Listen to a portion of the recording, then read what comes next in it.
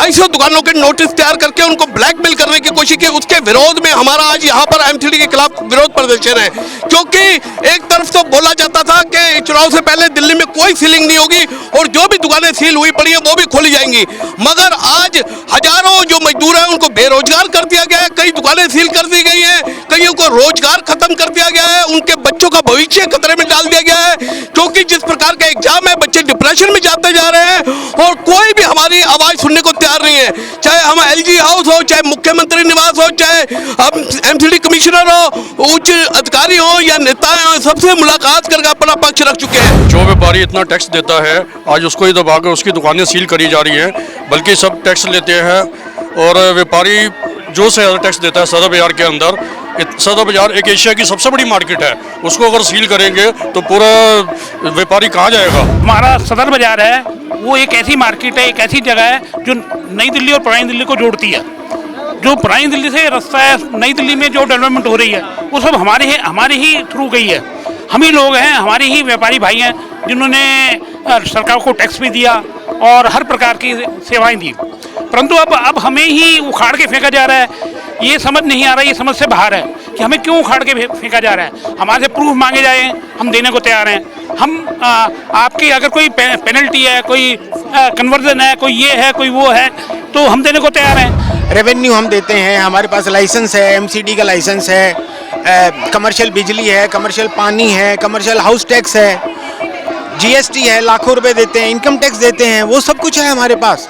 पर उसके बाद भी कहते हैं कि नहीं आप व्यापार नहीं कर सकते। ये रेजिडेंशियल एरिया नहीं है जी, ये मेरे पास सबूत हैं। मैंने कमिश्नर को, एलजी साहब को और अर्बन मिनिस्टर को, प्राइम मिनिस्टर को, सबको लेटर भेजे हैं, वो प्रूव करें। मैं आपके चैनल के माध्यम से चैलेंज करता हूं कि सभी लोग आएँ, अगर हमारे फैक्ट गलत हुए तो हमें जेल में डाल दिया जाए। व्यापारियों के साथ ये ढींगा मस्ती नहीं चलेगी, ढींगा मस्ती नहीं चलेगी। अगर व्यापारियों के साथ ये ढींगा मस्ती की तो इसका इल्जाम बुरा होगा। कहते हैं सदर बाजार एशिया का सबसे बड़ा मार्केट है, तो मार्केट का क्या मतलब होता है। आज कोई भी कागज उठा करके देखो, हर जगह ये बोला जाता है कि सदर बाजार से सबसे ज़्यादा टैक्स आता है, सदर बाजार एशिया का सबसे बड़ा मार्केट है। तो फिर मार्केट का क्या मतलब हुआ, वहाँ कौन आकर के बस रहा है, किसी को आकर के बसाओ। और अगर मान लो ये बाजार नहीं है, घरेलू एरिया है, तो फिर हमसे कमर्शियल टैक्स है, हमें ट्रेड लाइसेंस है, कमर्शियल बिजली टैक्स है, कमर्शियल हाउस टैक्स है, ये क्यों लिया जा रहा है। वो कमर्शियल ये ट्रेड लाइसेंस कौन इशू करता है, एमसीडी करती है। आज जो यहाँ पर धरना है फेडरेशन सदर बाजार की ओर से है, उसका कारण क्या है, एक महीना पहले सदर बाजार में सीलिंग की तलवार जो लटका दी गई, कुछ दुकानों को सील किया गया और 250 दुकानों के नोटिस तैयार करके उनको ब्लैकमेल करने की कोशिश की। उसके विरोध में हमारा आज यहाँ पर एमसीडी के खिलाफ विरोध प्रदर्शन है, क्योंकि एक तरफ तो बोला जाता था कि चुनाव से पहले दिल्ली में कोई सीलिंग नहीं होगी और जो भी दुकानें सील हुई पड़ी है वो भी खोली जाएंगी, मगर आज हजारों जो मजदूर हैं उनको बेरोजगार कर दिया गया है, कई दुकानें सील कर दी गई हैं, कईयों को रोजगार खत्म कर दिया गया है, उनके बच्चों का भविष्य खतरे में डाल दिया गया है, क्योंकि जिस प्रकार का एग्जाम है बच्चे डिप्रेशन में जाते जा रहे हैं और कोई भी हमारी आवाज सुनने को तैयार नहीं है। चाहे हम एलजी हाउस हो, चाहे मुख्यमंत्री निवास हो, चाहे हम एमसीडी कमिश्नर हो, उच्च अधिकारी हो या नेता हो, सबसे मुलाकात करके अपना पक्ष रख चुके हैं और सारे यही मानते हैं कि सदर बाजार कमर्शियल है, मगर समझ नहीं आता कि ये सदर बाजार में सीलिंग की कार्रवाई क्यों की गई और किसके कहने पर की गई।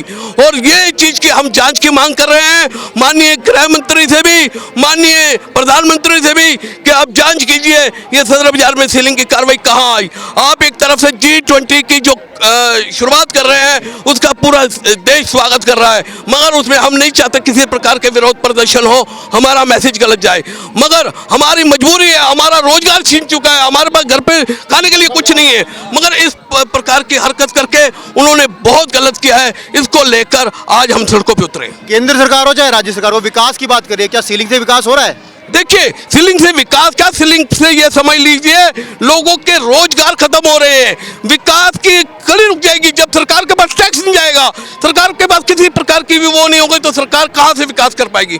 इसको लेकर हम सरकार से मांग कर रहे हैं, जो व्यापारी आपको टैक्स पूरा दे रहा है, कोरोना काल में भी जब सब बैठ गए थे मगर व्यापारी ने टैक्स भी दिया और लोगों को खाना भी पहुंचाया, लोगों के पेट भी भरे, तब भी व्यापारी मतलब कि कहीं पर भी चुप नहीं बैठा। क्या लग रहा है व्यापारी वर्ग के साथ भेदभाव की राजनीति हो रही है। बिल्कुल भेदभाव की राजनीति हो रही है, सभी राजनीतिक पार्टियां भेदभाव कर रही हैं। ये घोटाला है, भ्रष्टाचार है, साथ घोटाला। हाँ, और ये व्यापारियों के बुजुर्गों की पगड़ी बेचने की साजिश है।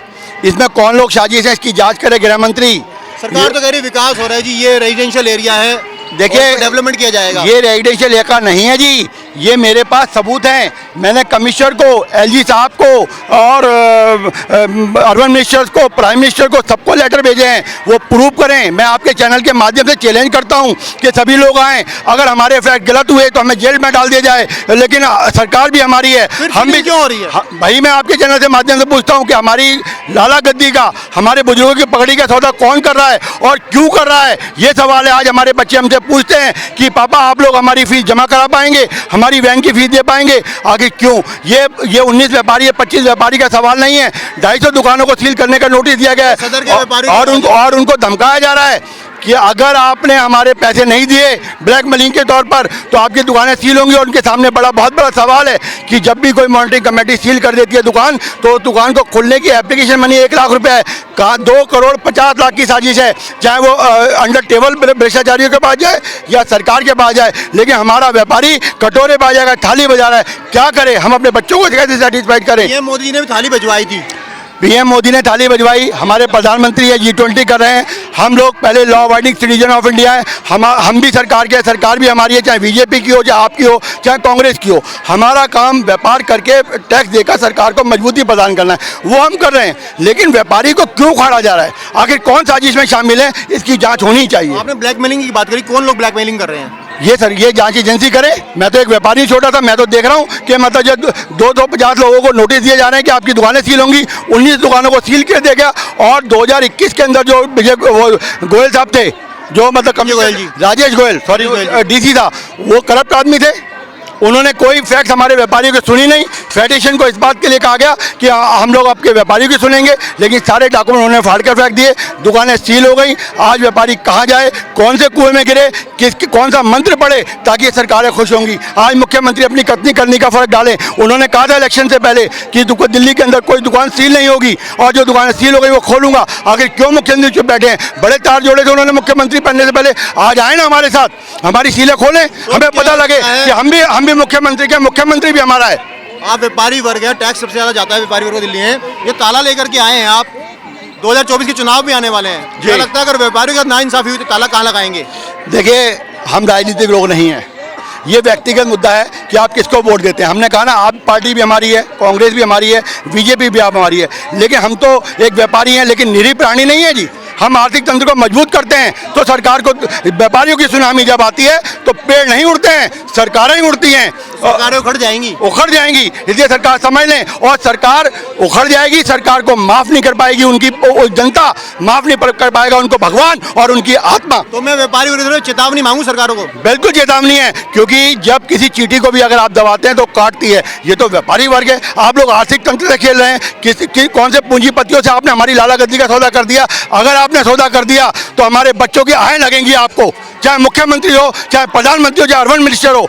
आहें मत लो, किसी की आहें मत लो। एक दूध गाय को मत काटो। एक कसाई जब गाय को काटता है तो हम लोग फैल जाते हैं। आप तो दूध देने वाले हमारे व्यापारियों की गाय को काट रहे हैं। शर्म करो गवर्नमेंट हो। जो व्यापारी इतना टैक्स देता है, आज उसको ही दबाकर उसकी दुकानें सील करी जा रही हैं, बल्कि सब टैक्स लेते हैं। और व्यापारी जो से ज़्यादा टैक्स देता है सदर बाजार के अंदर, सदर बाजार एक एशिया की सबसे बड़ी मार्केट है, उसको अगर सील करेंगे तो पूरा व्यापारी कहाँ जाएगा? जो नुकसान है व्यापारियों का होगा, कहाँ से फीस भर पाएगा, कहाँ से ये टैक्स दे पाएगा? दुकानें बंद होगी, कहाँ से उसके घर का जो खर्चा चल पाएगा?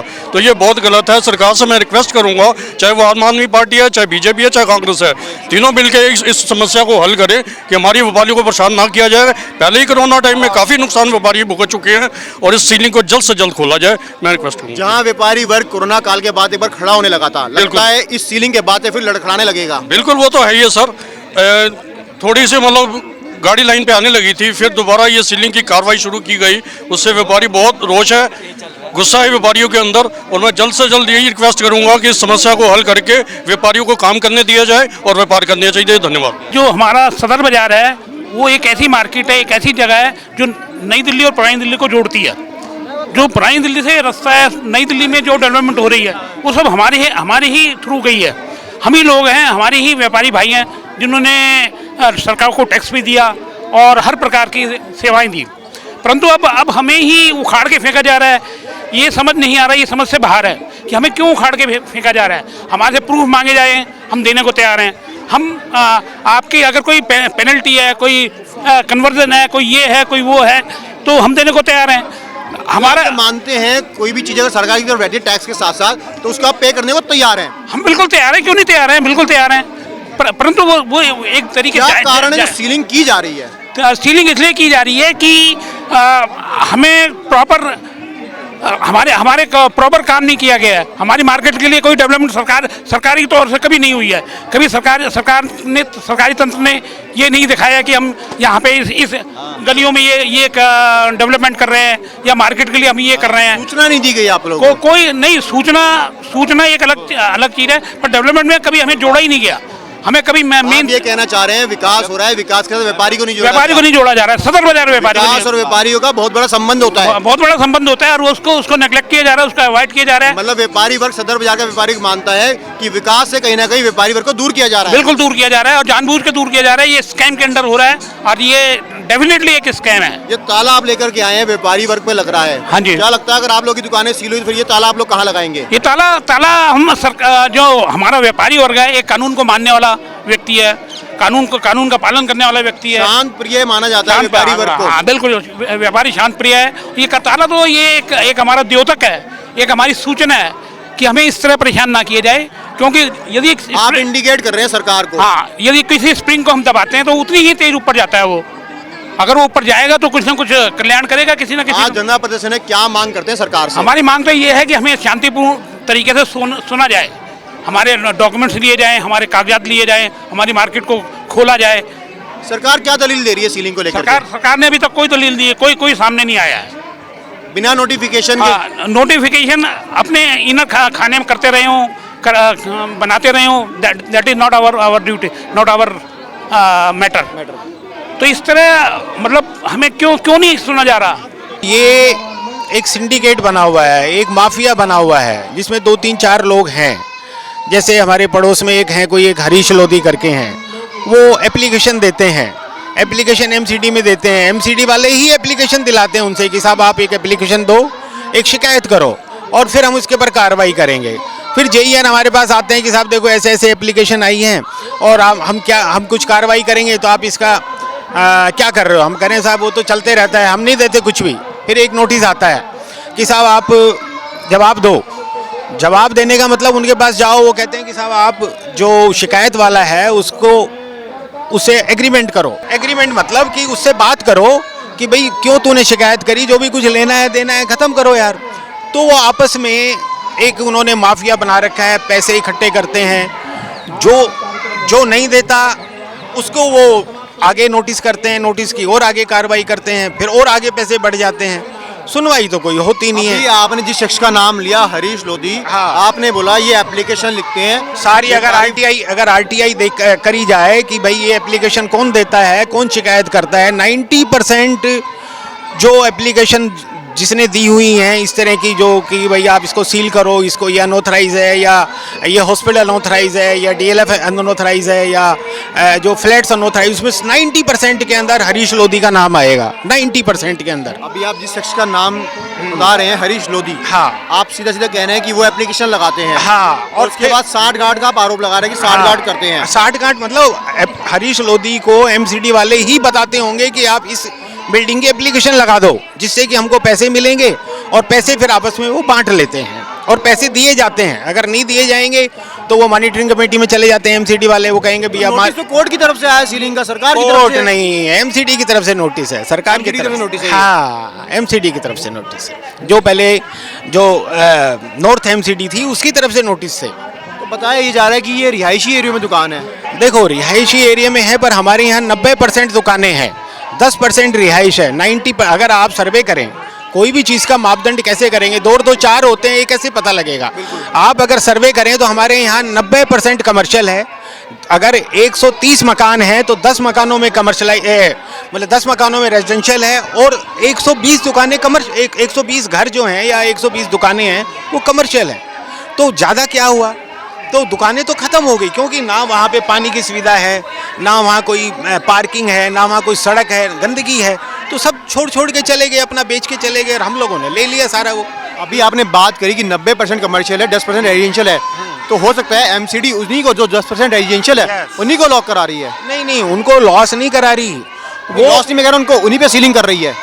नहीं नहीं नहीं नहीं, 90% पे सीलिंग कर रही है, 10% जो कमर्शियल है उन्हें भी सीलिंग कर रही है। सीलिंग कर रही है, जो जिसकी वजह से कि हमने रेवेन्यू हम देते हैं, हमारे पास लाइसेंस है, एमसीडी का लाइसेंस है, कमर्शियल बिजली है, कमर्शियल पानी है, कमर्शियल हाउस टैक्स है, जीएसटी है, लाखों रुपए देते हैं, इनकम टैक्स देते हैं, वो सब कुछ है हमारे पास। पर उसके बाद भी कहते हैं कि नहीं आप व्यापार नहीं कर सकते। आप व्यापारी वर्ग है, व्यापारी आदमी है, जो नोटिस आए हैं उसमें कोई प्रावधान तो होगा सीलिंग का। इतना देखो व्यापारी को समझ नहीं होती, वो ये कहते हैं भाई साहब आपका ये जो एरिया है वो रेजिडेंशियल एरिया है, आप यहाँ व्यापार नहीं कर सकते, बस। आपको ये तर्क दे दिया गया है कि ये रेजिडेंशियल एरिया है, यानी कि एक तरीके से देखा जाए तो एमसीडी जो कर रही है अपनी जायज़ कार्रवाई कर रही है। एमसीडी के हिसाब से जायज़ है, पर हमारे हिसाब से जायज़ नहीं है, क्योंकि ये कहीं ना कहीं लिखा हुआ है कि अगर 90% या 80% कमर्शियल एरिया है, दुकानें अगर हैं कहीं एरिया में, तो वो कमर्शियल एरिया माना जाएगा। तो उसके लिए एक ही तरीका है ना, आप उसका वो कराओ, आप सर्वे कराओ कि भाई कितना है कितना नहीं। अगर हम गलत हैं तो ठीक है, हमारे को बंद कर दो, और अगर सही हैं और वाकई हम लोग सही हैं तो आप हमारे को ठीक वो मैं बात करूंगा व्यापारी वर्ग की। व्यापारी वर्ग हमेशा से अगर सीधे सीधे कहें तौर पर तो भारतीय जनता पार्टी को ही वोट देता आया है। भारतीय जनता पार्टी को 30-40 सालों से वोट दे रहे हैं, जब से हमारे को समझ आए, क्योंकि बीजेपी भारतीय जनता पार्टी उसमें भारतीय जुड़ा हुआ है, जनसंघ जुड़ा हुआ है, हम लोग शुरू से हैं। जो जितनी भी ये जो एमसीडी हो गया या पहले सेल टैक्स हो गया या जीएसटी, सबको व्यापारियों से ही पैसा आता है, व्यापारियों को चूसने में लगे हुए हैं। और बीजेपी सरकार को तो व्यापारी वर्ग ने भी चुना है। हाँ, इसीलिए तो, क्योंकि वो कहते हैं कि पैसा ही जब इनके पास है तो इन्हीं से लो आप। कैसे भी करके उन्होंने अपने दलाल छोड़ दिए, अपने इंस्पेक्टर राज छोड़ दिया, ये सारे इंस्पेक्टर राज की वजह से है। एमसीडी में जो 2014 में भी व्यापारी वर्ग ने मोदी सरकार का समर्थन किया, बिल्कुल 2019 में भी करा, अब 2024 के चुनाव आने वाले हैं। हाँ। अब क्या लगता है व्यापारी क्या है, सदर बाजार में जैसे हमारी दुकानें हैं, रेजिडेंशियल एरिया हमारे सबके अलग अलग हैं, तो हम लोग फिर भी बीजेपी से जुड़े हुए हैं। पर बीजेपी ये समझ रही है, उसके बावजूद भी व्यापारियों से पैसा लेना है, क्यों और कहीं पैसा है नहीं, पैसा व्यापारियों के पास ही है।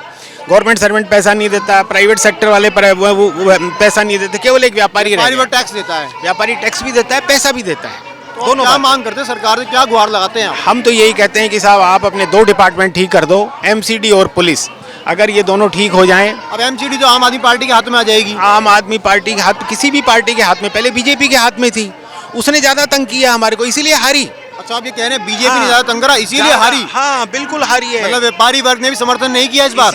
किसी आदमी को, चाहे वो व्यापारी है चाहे नहीं है, अगर उसने छोटा सा मकान बना लिया तो एमसीडी पैसे ले गई, पुलिस पैसे ले गई, 2 आदमी पैसे ले गए। करप्शन के इल्जाम लगा रहे हैं आप सीधा सीधा। करप्शन 100%, अगर 90% अगर हारने का कारण है बीजेपी का तो केवल करप्शन है। तो बीजेपी करप्शन को एमसीडी में खत्म नहीं कर पाई, नहीं कर पाई। इसीलिए आम जनमानस ने और व्यापारी वर्ग ने अब की बार जो समर्थन दिया वो आम आदमी पार्टी को दिया। एमसीडी का मतलब ये है, कोई साफ सफाई नहीं किया, कोई डेवलपमेंट नहीं किया, स्कूलों की हालत उनकी खराब हो गई, उनकी हॉस्पिटल, एमसीडी के हॉस्पिटल। सरकार तो कह रही है विकास हो रहा है, मोदी सरकार कह रही है विकास हो रहा है जी। हाँ हो रहा है, सरकार कर रही है, मोदी सरकार कर रही है, पर मैं दिल्ली की बात कर रहा हूँ। दिल्ली एमसीडी और दिल्ली बीजेपी, 15 सालों से तो बीजेपी की सरकार थी एमसीडी में, कोई एमसीडी ने कोई वो नहीं किया, विकास नहीं हुआ। एमसीडी की तरफ से कोई विकास नहीं हुआ। हमारी दुकानें बंद हो चुकी हैं, हमें काम, हमारे पास काम है नहीं, अब हमें सैलरी तो मिल नहीं रही है, 1.5 महीना हो गया। तो सर हमने मुखौटा तो इसलिए लगा रखा है कि हमारी काम है, या तो खोलो या तो फिर हम चोरी चकारी करेंगे, फिर क्या करेंगे, और हमारे पास कोई ऑप्शन नहीं रहेगा। तो चोरी चकारी करोगे? सर हमारे पास काम का धंधा नहीं रहेगा तो क्या करेंगे फिर? सरकार तो कह रही है बहुत रोजगार है। सर कहाँ रोजगार है? अब हमने जहाँ हम शुरू से कर रहे हैं तो हम वो छोड़ के दूसरी जगह जाएंगे, फिर हमें 8,000-7,000 मिलेगा, 8,000-7,000 में कौन सा परिवार चलेगा? कितने समय से काम कर रहे थे आप दुकान में? सर मेरे को हो गया 2 साल एक ही दुकान पे। हाँ जी। जिस दुकान में काम करते थे वो सील हो चुकी है? हाँ जी। तो अब रोजगार के लिए भटक रहे हैं? जी बिल्कुल। जो आपके दुकान मालिक थे जिनके पास काम करते थे, क्या जवाब है उनका? सर उनका तो यही कहना है कि जब दुकान खुलेगी तब आ जाना ड्यूटी पे, और ना अभी तो घर बैठो। अच्छा, घर बैठने के लिए बोल दिया गया है? हाँ जी। तो घर बैठ के तनख्वाह मिलेगी? नहीं सर, कोई तनख्वाह नहीं मिलेगी। क्या कह रहे हैं, काम नहीं होगा तो तनख्वाह कैसे देंगे? समय से खाली बैठे हैं आप? सर 1.5 महीना हो गया। 1.5 महीने से दुकान सील हो चुकी है और खाली बैठे हैं? जी बिल्कुल। तो रोजी रोजगार का संकट आ चुका है? जी बिल्कुल। तो नौकरी की तलाश करी आपने, नौकरी नहीं मिली? सर मैं नौकरी कई जगह गया, लेकिन कहीं 7,000 दे रहे हैं, कहीं 8,000 दे रहे हैं, कहीं 6,000 दे रहे हैं। तो इसमें क्या होगा? गुजारा नहीं होने वाला है? जी नहीं, गुजारा नहीं होने वाला। रूम का किराया यहाँ पे 7,000 रुपये महीने का है। अच्छा 7,000 रुपये किराया और 7,000 की नौकरी मिल रही है, हाँ किराया भरोगे या खाओगे? सर, इसीलिए तो क्या कहते हैं हम भी धरने में शामिल हुए हैं ताकि दुकान खोली इसीलिए जाए जल्दी मुखौटा लगा जल्दी। के आए हो आज। हाँ जी बिल्कुल। तो इस मुखौटे से सरकार को क्या संदेश देना चाहते हो? सर यही सरकार को संदेश देना चाहते हैं कि ये दुकानें जल्दी से जल्दी खोली जाएं, वरना हमारे पास कोई और दूसरा रास्ता नहीं रह जाएगा। मतलब मजदूर वर्ग भी है, बेरोजगार हो जाएगा जी। और रोजी रोटी का संकट आ जाएगा। सरकार जो दावे कर रही है रोजगार है, लेकिन आप लोग कह रहे हैं कि रोजगार की रोजी रोटी की तलाश करी, लेकिन रोजगार नहीं मिल रहा है। सर कहाँ से रोजगार मिलेगा? इतने पढ़े लिखे तो है नहीं कि कहीं जाके बड़ी कंपनी में चले जाएं। थोड़े बहुत पढ़े लिखे हैं तो दुकान में काम कर रहे हैं, दुकान में काम है ही नहीं। अब दुकान बंद हो चुकी है, कहाँ जाएंगे हम? अगल बगल की दुकानों में आपने कोशिश करी? सर वहाँ के हमारे एरिया की जितनी दुकानें हैं 28-29 दुकानें सब सील हो चुकी हैं। सारी दुकानें सील हो चुकी हाँ हैं। जी।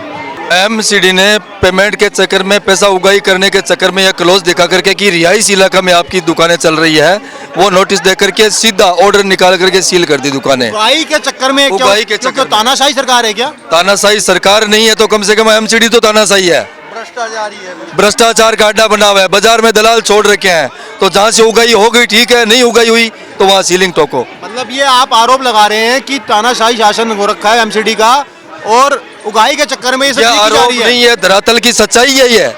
ये धरातल पे सच्चाई है। सदर बाजार चले जाओ, कमला नगर चले जाओ, करोल बाग चले जाओ, कश्मीरी गेट चले जाओ, हर जगह की यही सच्चाई है आज की डेट में। भाई प्रजातंत्र है, मोदी सरकार है, प्रजातंत्र है, मोदी सरकार है, उसीलिए हम आज धरने पे शांतिपूर्ण बैठे हैं, एक मिनट से एक विश्वास की उम्मीद के साथ कि आज नहीं तो कल हमारी सुनवाई होगी। लेकिन वर्ग को तो हमेशा शांति का प्रतीक माना जाता है। व्यापारी वर्ग हमेशा शांति का प्रतीक ही रहा है और शांति के साथ ही रहा है, और शांति कभी कानून अपने हाथ में नहीं लेता व्यापारी। और उसी दिशा में हम आज 35 दिन से शांतिपूर्वक धरना प्रदर्शन कर रहे हैं। कभी सब्जी बेच रहे हैं, कभी मूंग दाल बेच रहे हैं, कभी थाली चम्मच बजा रहे हैं, कभी मोमबत्ती जला के विरोध प्रदर्शन कर रहे हैं। लेकिन यह गूंगी बहरी सरकार है, इस शांति प्रदर्शन से इनकी नींद नहीं टूटने वाली है। गूंगी बहरी सरकार कौन है? राज्य सरकार है, केंद्र सरकार है? सरकार राज्य सरकार है और एमसीडी है। राज्य सरकार केजरीवाल जी ने चुनाव से पहले हर सभा में सिर्फ जीत हुई है उनकी, सरकार तो अभी एमसीडी में मेयर बना नहीं है। जीत हुई है, 15 लेकिन साल कम से कम आश्वासन तो देते, आश्वासन तो देते कि भाई हमारा मेयर नहीं आया है या हम मेयर आते हम रोक देंगे। मेयर की तो लड़ाई चल रही है। लड़ाई तो वो उनकी आपस में दिंगा मुश्ती है, उससे व्यापारी को नुकसान क्यों? लड़ाई में व्यापारी वर्ग पिस रहा है। पिसता है और पिसता रहेगा। लेकिन मैं उनसे कहना चाहूँगा केजरीवाल जी से कि चुनाव से पहले आपने कहा था कोई सील नहीं होगी और जो होगी है वो डी सील की जाएगी, तो आपने कुछ स्टैंड पर दो, कुछ अपने आपके व्यापारी भाई जो बैठे हैं। क्या व्यापारी वर्ग ने संपर्क किया, केजरीवाल जी से बातचीत करी? 2 बार ज्ञापन हम दे चुके केजरीवाल के घर पे जाकर के, और एलजी साहब को दे चुके, एमसीडी कमिश्नर को दे चुके, डीसी साहिबा को दे चुके। ऐसी कोई जगह नहीं है जहाँ हमने ज्ञापन नहीं दिया। सरकार, मोदी लेकिन सरकार। ऐसी कोई जगह भी नहीं है जहाँ से हमारे पास कोई आश्वासन आया है, सिवाय आप मीडिया के। मैं तो यही कहूँगा आज इस जंतर मंतर के मंच से कि राज्य सरकार केजरीवाल और एमसीडी दोनों सुन ले कि अब व्यापारियों के साथ ये ढींगा मस्ती नहीं चलेगी, ढींगा मस्ती नहीं चलेगी। अगर व्यापारियों के साथ ये ढींगा मस्ती की तो इसका इल्जाम बुरा होगा। जिस तरह से देश के अंदर व्यापारी अर्थतंत्र का एक मजबूत पहिया स्तंभ होता है, ठीक उसी तरह से व्यापारी की महत्ता को ये सरकार समझे कि व्यापारी को अब तंग करना बंद करें और व्यापारी के साथ खड़ी होके हमारी बंद दुकानों को। ये बताइए 15 सालों से एमसीडी काबिज थी बीजेपी के अंदर में, क्या लगता है अब सरकार जब बदलने जा रही इस वजह से तंग किया जा रहा है? नहीं, अब ये हमें नहीं मालूम ये एमसीडी कर रही है या कोई और उनको कोई कर रहा अभी है आप या उनके उनके आरोप साथ। लगा रहे हैं ना कि एमसीडी द्वारा नोटिस दिया तो गया। एमसीडी के द्वारा ही आया है हमारे पास, एमसीडी नहीं तो ये सीलिंग के कार्य एमसीडी ही कर रही है। मेरा सवाल सिर्फ ये है कि ये बीजेपी है या केजरीवाल है? ये हम तो एमसीडी के ऊपर ही दोषारोपण करेंगे, क्योंकि एमसीडी ने हमारी दुकानों को आके दिल्ली पुलिस की सहायता से हमारी दुकानों को जबरन बंद करवाया है। दिल्ली की सहायता ली हो तो केंद्र सरकार के अधीन है। अब जो भी है दिल्ली पुलिस की सहायता से हमारी दुकानों को आके उन्होंने सील कर दिया। आज हम व्यापारी 1 महीने से एमसीडी के खिलाफ विरोध प्रदर्शन कर रहे हैं, जिसके अंदर अभी तक कोई ना एमसीडी सुनाई कर रही है, ना एलजी साहब सुनाई कर रही है, ना ही कोई राज्य सरकार सुनाई कर रही है। अच्छा ये बताइए आगे भी सुनवाई नहीं होती तो क्या करेंगे आप लोग? अगर आगे भी सुनवाई नहीं होगी, मैं पहले भी कह चुका हूं कि अगर व्यापारी के साथ ये ढींगा मस्ती चलती रहेगी तो व्यापारी अब सोने वाला नहीं है, व्यापारी एक दिन जग जाएगा और ये सरकार के लिए ये ढींगा मस्ती महंगी पड़ेगी। एमसीडी भ्रष्टाचार का अड्डा बना हुआ है। हम लोगों की 40-40 सालों से दुकानें हैं, 40 साल से आप दुकान चला रहे हैं, हाँ तो जी 15 साल से एमसीडी में बीजेपी थी। जी, तो 15 साल से बीजेपी थी, लेकिन हमें तो अब जाकर के परेशान किया है ना। तो अगर इतने सालों से हम लोग दुकान खोल करके बैठे हुए हैं तो उसी टाइम एक्शन लेना चाहिए था ना। हमारे पुरखों की दुकानें हैं, कोई आज की दुकानें हैं नहीं, पुरखों की दुकानें हैं हमारी। हमारे दादा जी ने पहले काम किया, फिर पिताजी ने काम किया, अब हम कर रहे हैं। अब हमारी उम्र ऐसी हो गई है कि हम कोई काम करने लायक नहीं है। कार्रवाई तो जायज बनती है अगर आप रेजिडेंशियल एरिया में, तो रेजिडेंशियल एरिया है, तो अगर रेजिडेंशियल एरिया है तो वहाँ एक बार सदर बाजार का मतलब क्या हुआ? कहते हैं सदर बाजार एशिया का सबसे बड़ा मार्केट है, तो मार्केट का क्या मतलब होता है? आज कोई भी कागज उठा करके देखो, हर जगह ये बोला जाता है कि सदर बाजार से सबसे ज्यादा टैक्स आता है, सदर बाजार एशिया का सबसे बड़ा मार्केट है। तो फिर मार्केट का क्या मतलब हुआ? वहाँ कौन आकर के बस रहा है? किसी को आकर के बसाओ। और अगर मान लो ये बाजार नहीं है, घरेलू एरिया है, तो फिर हमसे कमर्शियल टैक्स है, हमें ट्रेड लाइसेंस है, कमर्शियल बिजली टैक्स है, कमर्शियल हाउस टैक्स है, ये क्यों लिया जा रहा है? वो कमर्शियल ये ट्रेड लाइसेंस कौन इशू करता है? एमसीडी करती है। अब जब एमसीडी अपने ट्रेड लाइसेंस को नहीं मान रही, कहना चाह रहे हैं कि ट्रेड लाइसेंस पहले इशू कर दिया, इशू किया हुआ सबके पास, हम सब दुकानदार के पास ट्रेड लाइसेंस कह रहे हैं कि 20-25 हम लोगों के पास 20-25 सालों से ट्रेड लाइसेंस है। तो ट्रेड लाइसेंस का मतलब क्या होता है? वो हमें ट्रेड करने के लिए लाइसेंस दे रही है ना। और आज आकर के कहती है कि आप लोग रेजिडेंशियल एरिया है, ये पहले बोला धंधा करो, धंधा करो। धंधा जब दुकानें हमारी पनप गई, हम आज मेरी उम्र 50 पार हो गई, आज हम कोई काम कर सकते हैं क्या? नया काम है ना, तो हमें कोई नौकरी मिलेगी ना, हम कोई व्यापार धंधा कर सकते हैं। रोजगार बहुत है, रोजगार है तो कहाँ है? दिखाओ ना। आज कम से कम मैं कह रहा हूँ एक दुकान के पीछे 20-25 आदमी पलते हैं, 25 दुकानों को सील कर दी और 250 को और नोटिस आए हुए हैं। दावे करती है कि रोजगार की कमी नहीं, दावे करने से क्या? धरातल भी आके देखिए ना। मतलब व्यापारी वर्ग ये मानता है कि बेरोजगारी है, बेरोजगारी तो पनपेगी और बढ़ेगी। आप मिठाई पुल पे चले जाओ, रोज किसी का पर्स छीन के लेके जाते हैं, किसी का बैग छीन लेती है। इतना गुंडागर्दी हो रही है, वो क्यों पनप रहा है? गुंडागर्दी इसलिए हो रही है ना कि विकास की बातें करते हैं, विकास सिर्फ पेपरों में है और कुछ नहीं है। आप ये मानते हैं विकास सिर्फ पेपरों में? सिर्फ पेपरों में है विकास, और कहीं कुछ नहीं है विकास। सरकार हो चाहे आम पार्टी सरकार, सब सरकारें एक है, सब एक ही थैली के चट्टे बटे हैं। रात को बैठ करके सब एक हैं, दिन में दिखावे के लिए चाहे वो संसद में झगड़ा करे, चाहे कुछ भी करे। व्यापारी वर्ग के प्रति किसी ने अभी तक कुछ नहीं, किसी की कोई जवाबदेही नहीं है कि व्यापारी वर्ग तो हमेशा बीजेपी के साथ खड़ा रहता है। बीजेपी कर रहा है तो क्या है? बीजेपी ने कौन सी हमारी सुनवाई कर ली? हम चाहे बीजेपी की हो, चाहे आम आदमी की हो, कांग्रेस की हो, हम तो सरकार के साथ है। सरकार किसी की भी हो, लेकिन सरकार तो हमारे साथ नहीं है ना। सरकार को भी तो हमारा साथ देना चाहिए ना। इतने सालों से हम टैक्स दे रहे हैं, टैक्स लेती है, बदले में व्यापारी को क्या मिलता है? आज तक सबको पेंशन देती है और देती है, व्यापारी इतना टैक्स देता है उसको। ये धरना प्रदर्शन आप जंतर मंतर में कर रहे हैं, अगर आपकी जो मांगे हैं वो धरना प्रदर्शन हम कर रहे हैं, नहीं सुनवाई होगी तो हम सदर बाजार बंद करवाएंगे। सदर बाजार बंद करने से नहीं होगा तो हम पूरी दिल्ली बंद करवाएंगे। दिल्ली बंद करेंगे, दिल्ली बंद करेंगे। हमारे साथ पूरी फेडरेशन है, सदर बाजार की पूरी फेडरेशन है, और भी सारी फेडरेशन सबसे समाज जो है एक साथ एकत्रित हो बिल्कुल जाएगा, एक साथ दिल्ली बंद भी करेगा। दिल्ली बंद करेगा पक्का। अगर ये नहीं सुनती हैं तो दिल्ली बंद करेगा और भारत भी बंद करेगा। भारत भी बंद करेगा, दिल्ली बंद करेंगे। हाँ जी, ये हमारी सब मीटिंग हो चुकी है। भारत भी बंद करने की वो आ सकती है, आगे का प्लान है, ये आगे का प्लान है। और अगर कुछ नहीं हुआ तो हम लोग सदर बाजार मिठाई पुल पे चक्का जाम करके, मतलब सरकार को चेताने के लिए कुछ ना कुछ किया जाएगा। मतलब सरकार को इन सब के माध्यम से सरकार को चेताया जाएगा, चेतावनी दी जाएगी। जब गूंगे बहरी सरकार है, नहीं सुनाई दे रही है तो ढोल नगाड़े, दोनों ही सरकारें न केंद्र सरकार सुन रही है, न दिल्ली सरकार सुन रही है। किसने हमें कोई आश्वासन दिया? किसी ने कोई आश्वासन नहीं दिया।